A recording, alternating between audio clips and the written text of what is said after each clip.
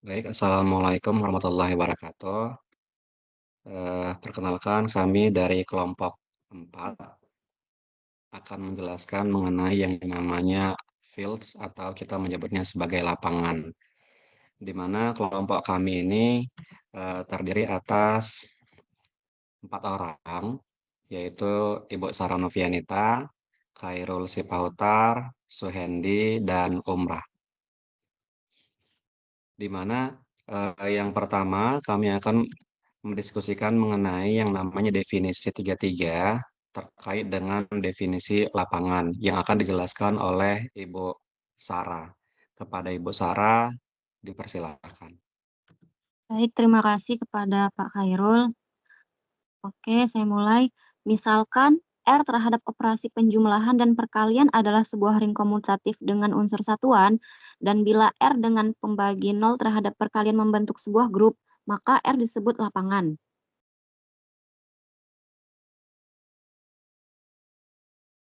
Next. Contoh-contoh lapangan dan bukan lapangan. Yang pertama, ring komutatif himpunan bilangan real R dan himpunan bilangan rasional Q dengan operasi penjumlahan dan perkalian biasa masing-masing adalah suatu lapangan dengan unsur kesatuan 1. Yang kedua, ring komutatif Z dengan unsur kesatuan 1 bukanlah suatu lapangan karena di Z unsur ada yang invertible, hanyalah 1 dan negatif 1. Yang ketiga, ring komutatif C dengan operasi penjumlahan dan perkalian biasa adalah suatu lapangan dengan C disebut lapangan bilangan kompleks. Saya kembalikan kepada moderator. Baik, terima kasih kepada Ibu Sarah. Nah, di sini saya akan menjelaskan contoh berikutnya yang mengenai yang lapangan. Di sini kita ada diberikan himpunan Z5 dengan operasi penjumlahan dan perkalian modulo 5 adalah suatu lapangan. Nah, di sini pembuktiannya kita akan bisa melihat dari tabel Cayley untuk Z5 terhadap operasi perkalian modulo 5. Di sini kita lihat untuk perkalian modulo 5 dimulai dari 0 kali 0 itu 0, 0 kali 1 0, 0 kali 2 0, 0 kali 3 0, 0 kali 4 juga 0. Nah, untuk yang 1 kali 1 itu hasilnya 1, 2 kali 3 hasilnya 1 terhadap modulo 5. 3 kali 2 hasilnya 1, 4 kali 4 hasilnya juga 1 terhadap modulo 5. Nah, setiap unsur tak nol dari Z5 adalah unsur satuan di mana inverse dari 1 itu adalah 1, inverse dari 2 adalah 3, inverse dari 3 itu adalah 2, dan inverse dari 4 adalah 4. Sehingga ring komutatif Z5 dengan unsur kesatuan 1 adalah suatu lapangan. Ini contoh lapangan.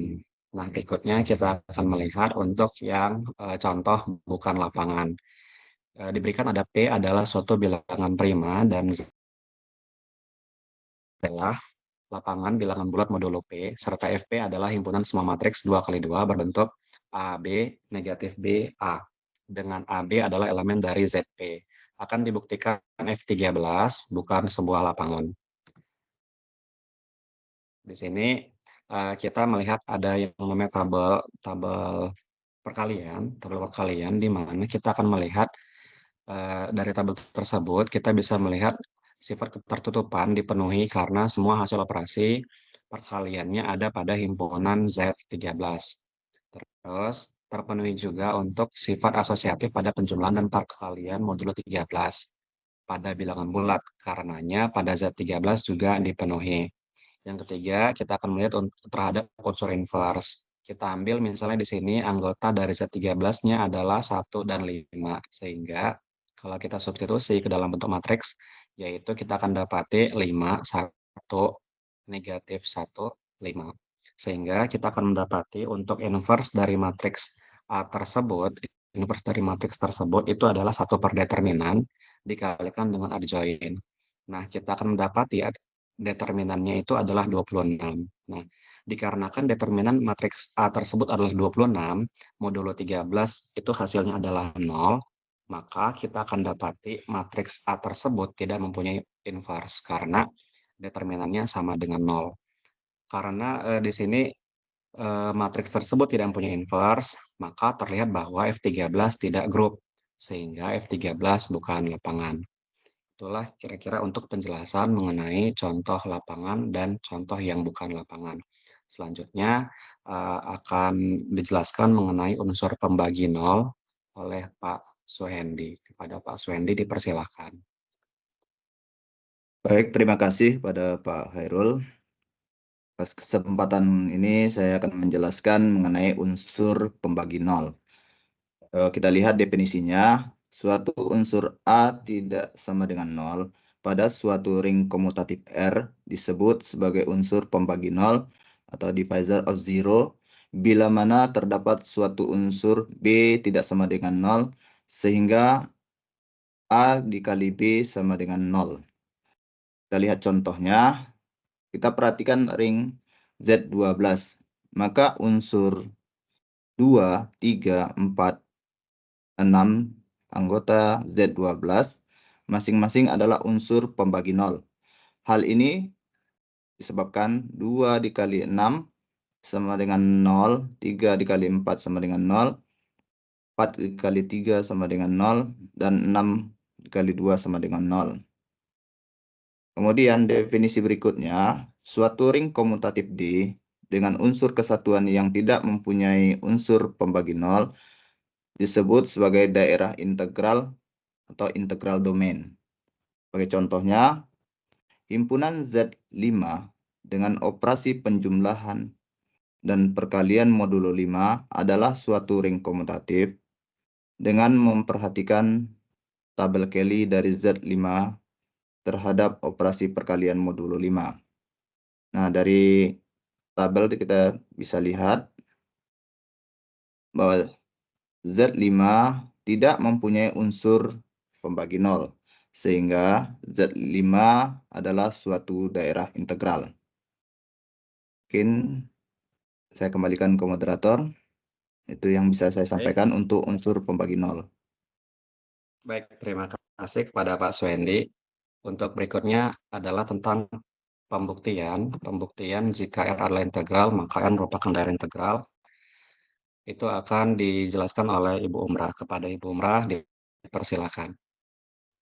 Baik, terima kasih Pak Hoirul. Saya akan membacakan untuk jika R adalah lapangan, maka R merupakan daerah integral. Jika R adalah lapangan, maka R merupakan daerah integral. Kita cukup memperlihatkan bahwa R tidak mempunyai unsur pembagi nol, yakni untuk sebarang X dan Y anggota di R dengan X tidak sama dengan 0 dan X kali Y sama dengan 0, maka Y sama dengan 0. Untuk itu, perhatikan sebarang unsur X dan Y anggota di R dengan X tidak sama dengan 0 dan X kali Y sama dengan 0. Karena R adalah suatu lapangan, maka setiap unsur tak nol mempunyai unsur kebalikan relatif terhadap operasi perkalian.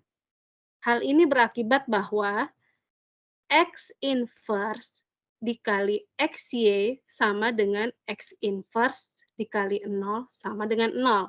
Tetapi karena X akan kita buktikan bahwa R suatu lapangan dan X bukan unsur 0, tidak 0, sehingga X inverse dikali dengan XY itu sama dengan X inverse dikali X kali Y sama dengan 1 dikali Y dan sama dengan Y, sehingga kita peroleh Y sama dengan 0. Jadi, R tidak mempunyai unsur pembagi 0, sehingga kita dapat menyatakan bahwa setiap lapangan adalah suatu daerah integral. Terima kasih Bapak Hoirul, saya kembalikan.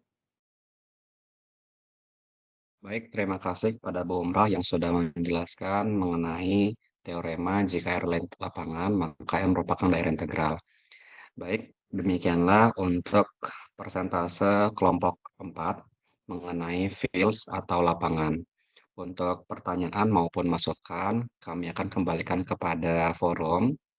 Demikianlah persentase dari kelompok 4 mengenai fields. Kami tutup. Assalamualaikum warahmatullahi wabarakatuh. Selamat pagi.